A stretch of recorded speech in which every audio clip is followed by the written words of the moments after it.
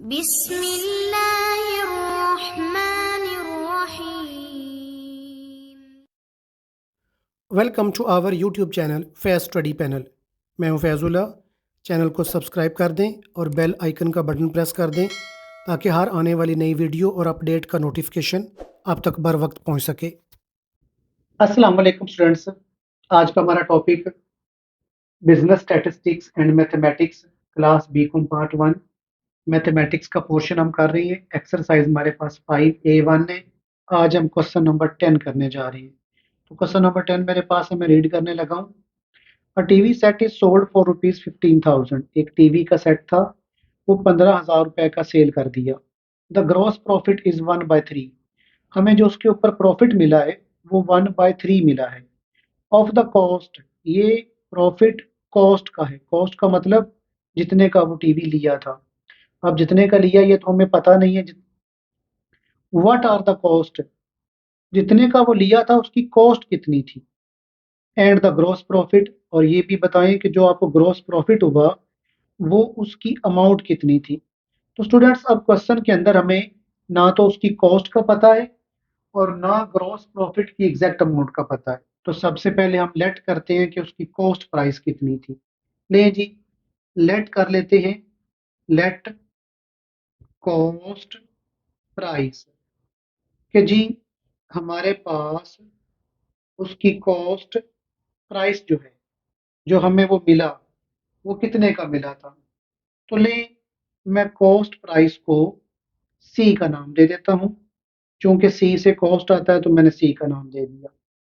अब अगर आप गौर करें तो क्वेश्चन के अंदर उसने खुद कह दिया है कि वो हमने बेचा था, सेल किया था 15,000 का।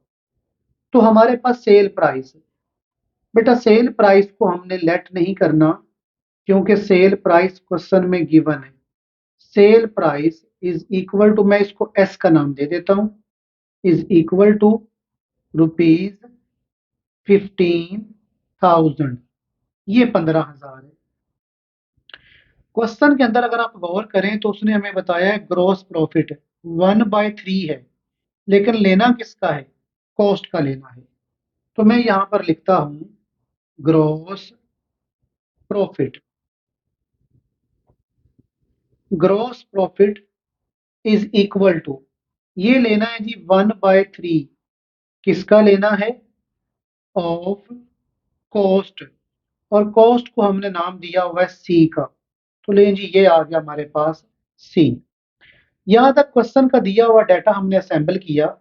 अब हम इसके सॉल्यूशन की तरफ चलते हैं। तो जरा एक फॉर्मूला लिखते हैं और तवज्जो कीजिएगा। हम जानते हैं, मैं यहाँ पर वर्डिंग लिख रहा हूँ, वी नो दैट। हम ये जानते हैं, क्या चीज जानते हैं, कि जो सेल प्राइस होती है, सेल प्राइस, इसके अंदर दो चीजें शामिल होती हैं। इसके अंदर वो दो चीजें शामिल कौन कौन सी होती हैं। एक तो इसके अंदर होती है चीज की असल कीमत, जिसको हम कॉस्ट प्राइस कहते हैं। और फिर प्लस इसके अंदर होता है ग्रॉस प्रॉफिट। यानी जब दो चीजें, किसी भी चीज की असल कीमत और उसका जब ग्रॉस प्रॉफिट आपस में मिलते हैं तो मिलकर वो बनती है सेल प्राइस। अब इसके मुताबिक हम अपनी वैल्यूज पुट करते हैं और क्वेश्चन को सॉल्व करते हैं। देखिए जी, सेल प्राइस क्वेश्चन में दी हुई है हमें, सेल प्राइस 15,000। इसकी जगह पर तो मैंने लिख दिया 15,000 इक्वल आ गया। कॉस्ट प्राइस क्वेश्चन में नहीं दी हुई, कॉस्ट प्राइस हमने मालूम करनी है और उसको हमने लेट कर लिया हुआ है, किसके इक्वल है, सी के इक्वल है। लें जी, ये सी आ गया। अब ये वाला प्लस ग्रॉस प्रॉफिट की हमें यहाँ पर फ्रैक्शन बताई हुई है कि ये 1/3 है, किसका, सी का। तो 1/3 यहाँ पर आ जाएगा। लेना किसका है, ऑफ सी। तो सी के साथ हम इसको मल्टीप्लाई कर देंगे। यहाँ तक इस फॉर्मूला के मुताबिक हमने ये अपनी वैल्यूज पुट कर ली। अभी इस 15,000 को हम एज इट लिखेंगे। ये 15,000 आ गया। इस सी को भी एज इट लिखते हैं। देखिए ये 1 सी के साथ मल्टीप्लाई हो रहा है, तो ये हमारे पास आ जाएगा C/3। यहां तक हमारे पास C/3 आ गया। अब अगर आप गौर करें तो हमारे पास यहाँ पर 15,000 है, इज इक्वल टू, जिस अमाउंट का डिनोमिनेटर कोई भी ना हो, आप जानते हैं उसका डिनोमिनेटर 1 होता है। अब आप इन दोनों का एलसीएम ले लो। एलसीएम लेने के लिए इन दोनों अमाउंट्स को आपस में मल्टीप्लाई कर लेते हैं, तो ये 3 आ गया। 3 आया। इसकी वर्किंग मैं आप लोगों को पहले भी समझा चुका हूँ, अगर आप वर्किंग फिर दोबारा करना चाहें तो आप कर सकते हैं। देखें, जो एलसीएम आता है उसको ऊपर लिखेंगे, पहले डिनोमिनेटर पर डिवाइड करेंगे, आंसर आ जाएगा 3। ये जो आंसर 3 आया, इसको ऊपर वाली अमाउंट से मल्टीप्लाई कर देना। जब आप ऊपर वाली अमाउंट से मल्टीप्लाई करेंगे 3c बन जाएगा। ये प्लस एज इट आ गया। अब इसी एलसीएम को फिर दोबारा वर्किंग में लेकर जा रहा हूं। अब इस एलसीएम को दूसरे डिनोमिनेटर पर डिवाइड किया जो कि 3 था, तो हमारे पास आंसर आया 1। ये जो आंसर 1 आया है, इसको इसके ऊपर वाली अमाउंट से मल्टीप्लाई कर देना।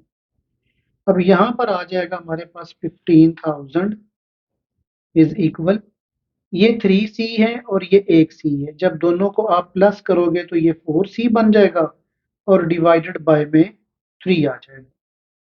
अब अगर आप गौर करें तो यहाँ पर 3 डिवाइड हो रहा है, इधर आके 3 मल्टीप्लाई हो जाएगा। तो मैं यहाँ पे लाकर मल्टीप्लाई करने लगा हूँ। 15,000 मल्टीप्लाइड बाय 3, और इस तरफ हमारे पास 4c ही रह जाएगा।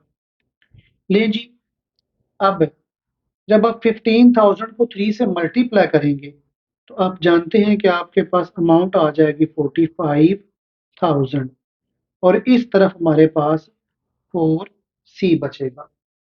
अब c के साथ 4 चूंकि मल्टीप्लाई हो रहा है तो दूसरी तरफ जाकर डिवाइड हो जाएगा। तो यहां पर आ गया 45,000 divided by 4 equal to c। बेटा, जब आप 45,000 को 4 पर डिवाइड करेंगे तो हमारे पास आंसर आ जाएगा 11,250। अब ये 11,250 जो आंसर आया है, ये बेसिकली हमारी कॉस्ट है, क्योंकि हमने लेट किया था cost price is equal to C. एक रिक्वायरमेंट कॉस्ट वाली तो हमने मालूम कर ली, यानी ये हमारी कॉस्ट प्राइस है। तो अब दूसरी रिक्वायरमेंट हमने ग्रॉस प्रॉफिट भी फाइंड करना है। तो दूसरी रिक्वायरमेंट पे आ जाए, यहां पर लिखते हैं जी ग्रॉस प्रॉफिट। तो ग्रॉस प्रॉफिट का हम ऑलरेडी मेंशन कर चुके हैं कि ग्रॉस प्रॉफिट 1/3 है। 1/3 किसका? सी का, यानी कॉस्ट का।